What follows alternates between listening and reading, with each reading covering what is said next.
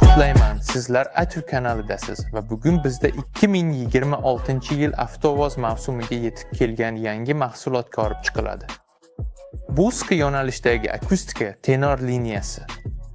Aytgancha, bilmaganlar uchun tenor bu erkak ovozi turi bo'lib, u yengil va quyoshli ohangda ifodalanadi. Shunday qilib, bugun biz nima uchun tenor chizigi sizga mos kelishini bilib olamiz. Mening ismim Pavel, siz Atur kanalidasiz. Biz boshlayapmiz.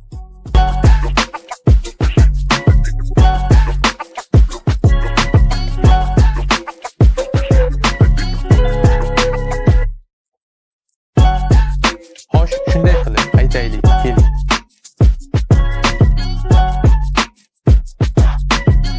Va o'rnatilgan an'anaga ko'ra, biz qadoq tarkibini ko'rib chiqishdan boshlaymiz va nafaqat qutilarning, balki qadoqlash dunyosidagi butun san'at asarlarining ichki qismiga nazar tashlaymiz. Mana shunday zo'r qutilarda akustika yetkazib beriladi. Faqat qarang, barchasi qanday bezatilgan. Sizga kafolat beraman. Bunday qutilarni vitrinalarga joylashtirish savdoni 50% ga oshiradi. An'anamizga ko'ra, kompaniyamiz mahsulotlarining orqa tomonida barcha zarur texnik xususiyatlar, shuningdek, dinamiklarda qo'llanilgan texnologiyalar ko'rsatilgan. Yana bir bonus sifatida, komponentli akustikani bizning tenor tros 2 yoki 3 crossoverlarimiz orqali ulash sxemasi ham mavjud. To'plamda himoya panjaralari foydalanish bo'yicha qo'llanma bor.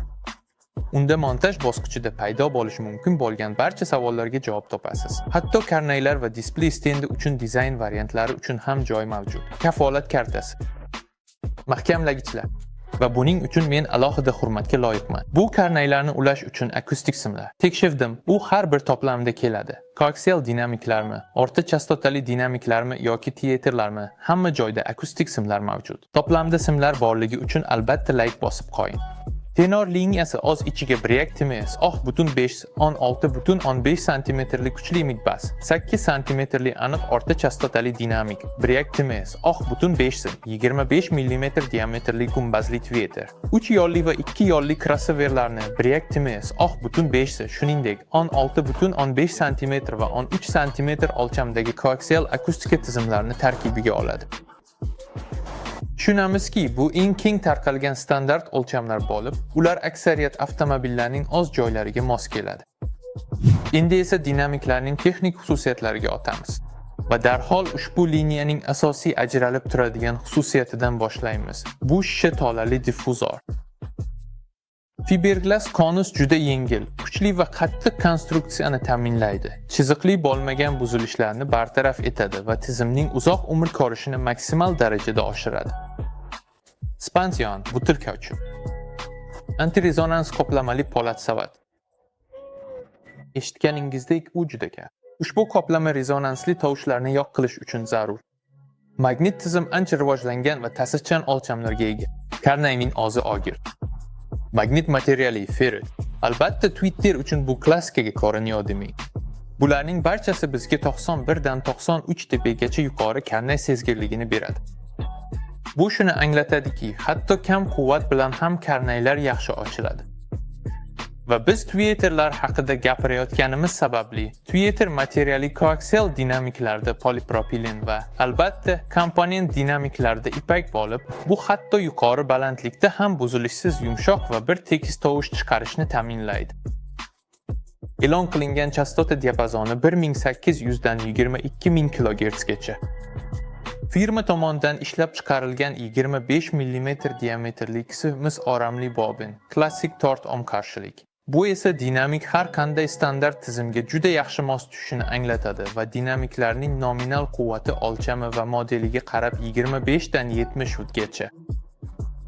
Barcha shu xususiyatlar muvozanatli past, o'rta va yuqori chastotalar bilan boy va realistik ovoz chiqarishni ta'minlaydi. Alohida to'xtalib o'tmoqchi bo'lganim, bu o'rta chastotali dinamik. Albatta, u ham ushbu liniyaning umumiy texnologiyasi asosida ishlab chiqarilgan. Diffuzori shisha tolali, magniti esa ferritdan.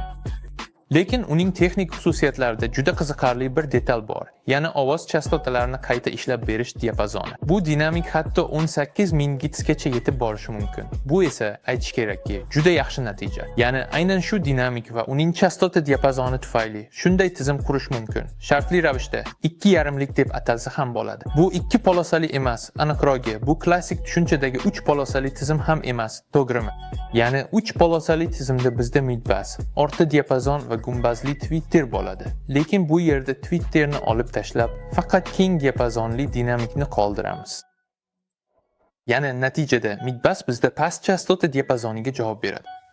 Orta chastotali dinamik bizda tolif diapazonda ishlaydi. Buni albatta tinglab tekshirib ko'ramiz. Dinamikni Twittersiz yoqib, natijani ko'ramiz. Lekin bir nozik jihat bor. Dinamiklar har doim tinglovchiga qaragan bo'lishi kerak. Aks ettirishga emas, faqat tinglovchiga. Aks holda butun yuqori chastota diapazoni yo'qolib ketadi.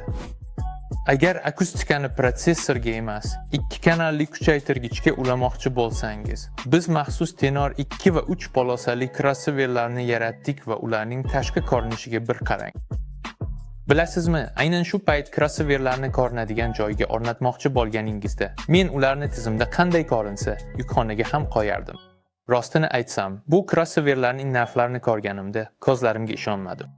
Men o'yladim, bu hozir 2005-yilga o'xshaydimi? Men havolani qoldirdim. Erinmang, kirib ko'ring, ular qancha turishini bilib oling. Siz ham ehtimol ko'zlaringizga ishonmaysiz. Shunchaki tashqi ko'rinishiga qarang, keyin narxidan hayron qolasiz. Hop, keling, texnik xususiyatlari haqida gaplashamiz. Crossoverlarda sof misdan yasalgan galtaklar ishlatilgan. Bu esa minimal yo'qotishlar va yuqori ishonchlilikni ta'minlaydi. Shuningdek, juda past yo'qotishli plyonkali kondensatorlar qo'llangan. Bu esa maksimal darajada tiniq va toza ovoz kafolati hisoblanadi. Ajratish 1000 Hz chastotada sodir bo'ladi. Keyin 6800 va 6800 dan yuqorida esa faqat Twitter ishlaydi. Xo'sh, ya'ni shunga ko'ra Midbus 1000 Hz gacha, o'rta chastotali karnay 1000 dan 6800 gacha o'ynaydi va Twitter bilan hamma narsa aniq. Ikki tomonlama crossover taxminan 6800 Hz chastota diapazoniga ega. Shunga ko'ra bizning Midbusimiz 6800 gacha chalinadi. Keyin u har bir oktavada 6 dB silliq pasayadi va keyin Twitter uni ko'tarib eng yuqori choqqagacha chaladi.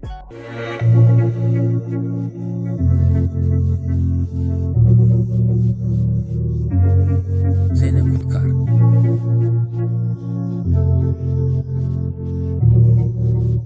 Shafqatsiz va juda chiroyli.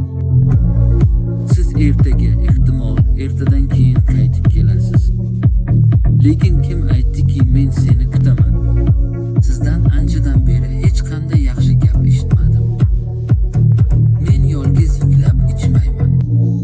Men sizning orqangizdan raqsga tushaman. Mendan popole, gamgin, men raqsga tushaman. Sen va'da qilgan hamma narsa sotib olindi va sotildi. Agar bu yerdagi hamma narsaning narxi belgilangan bo'lsa, unda shuni aytishim kerakki, men uni sizdan sotib olgan bo'lardim. Biryaktimiz, butun 5 sin yorqin.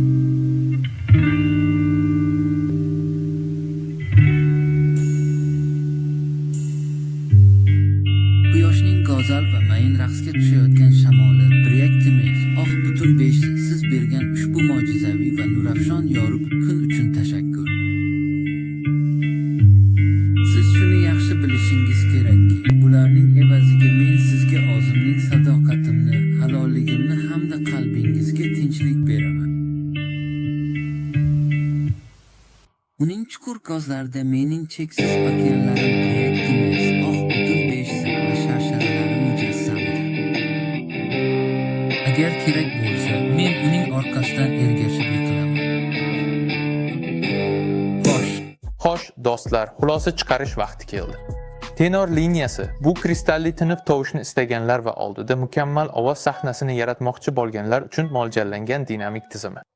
Ushbu liniya eng yuqori darajadagi komponentlardan qurilgan va eng yaxshi skarnaylarda mavjud bo'lgan eng yaxshi muhandislik yechimlarini o'z ichiga oladi. Agar siz chindan ham chinakam yuqori sifatli ovoz yaratmoqchi bo'lsangiz va buning uchun kichik bir mamlakat budjetini to'lashni istamasangiz, unda Atosticha tenor albatta sizning tanlovingiz. Bu Atv kompaniyasi bo'lgan Pavel edi. Tomosha qilganingiz uchun barchangizga katta rahmat. Izoh yozing, like bosing va obuna bo'ling. Keyingi videolargacha.